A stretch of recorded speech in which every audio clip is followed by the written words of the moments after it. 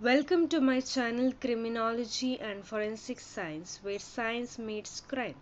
What if I told you that some of greatest history's criminologists believe that criminals are born and not made? Welcome to the world of Positive School of Criminology, where science, biology and psychology explain criminal behavior. In this video, we'll break it down, explore its key thinkers, and examine how their ideas shape modern crime studies. Let's get started. Before the 19th century, crime was seen as a rational choice where individuals committed crimes out of free will. But then came Cesare Lombroso, an Italian criminologist, who challenged this idea. He introduced the Positive School of Criminology, which focused on scientific studies of criminals. This school argued that crime is caused by biological, psychological, and social factors rather than just free will. Cesare Lombroso, often called the father of modern psychology, introduced the controversial concept of the born criminal. He believed that criminals were biologically different from law abiding citizens and that criminal behavior was inherited. His theory was based on the idea that certain individuals were atavistic, meaning they had primitive traits that made them more likely to commit crimes. According to Lombroso, atavistic criminals had physical features that resembled early human ancestors. Some of these features included sloping forehead, similar to ancient primates, large jaws and cheekbones resembling cavemen, long arms giving them an ape-like appearance, asymmetrical face, uneven facial features were believed to indicate a criminal mind, excessive wrinkles, large ears or extra fingers or toes. Lombroso suggested these were markers of an undeveloped human being. Just imagine two men accused of theft.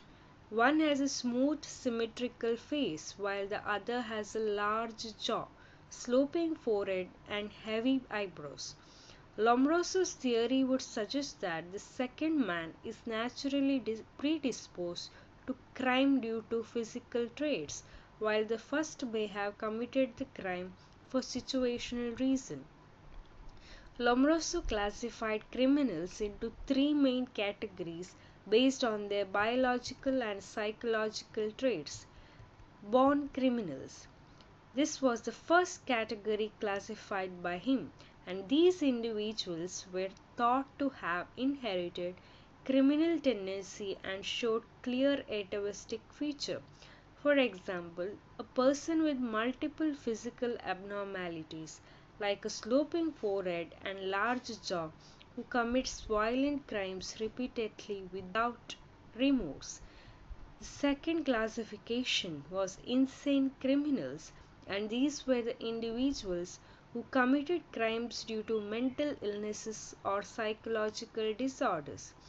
For example, a person suffering from schizophrenia who attacks someone due to delusions or hallucination, lacking full awareness of their action. And the last classification given by Lombroso was criminaloids.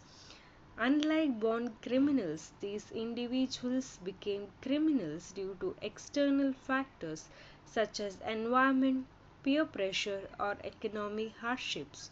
For example, a man who has never committed a crime before but turns to theft after losing his jobs and struggling to feed his family. While Lombroso's theory was groundbreaking, it also had several flaws that later criminologists pointed out. Not all criminals have atavistic features. Many criminals looked completely normal and did not fit Lombroso's physical criteria.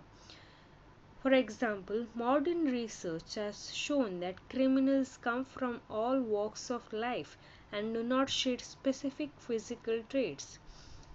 White collar criminals such as fraudsters or cyber criminals do not display any of the atavistic characteristics, as described by Lombroso.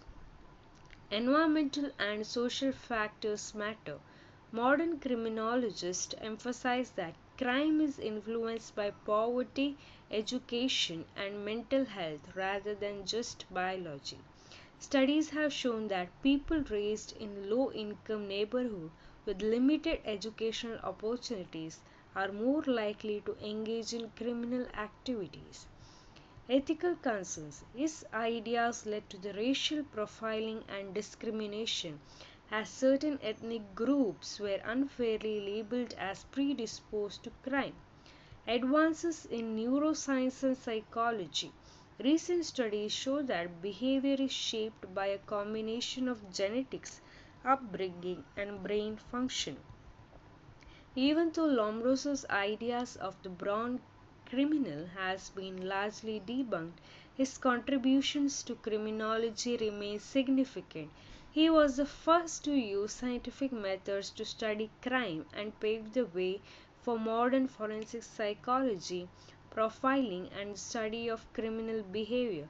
Today, criminal profiling uses some of the Lombroso's methods but focuses more on psychological and social factors rather than just physical factors. So, what did we learn today? Cesare Lombroso believed criminals were born, not made, and had physical traits that set them apart.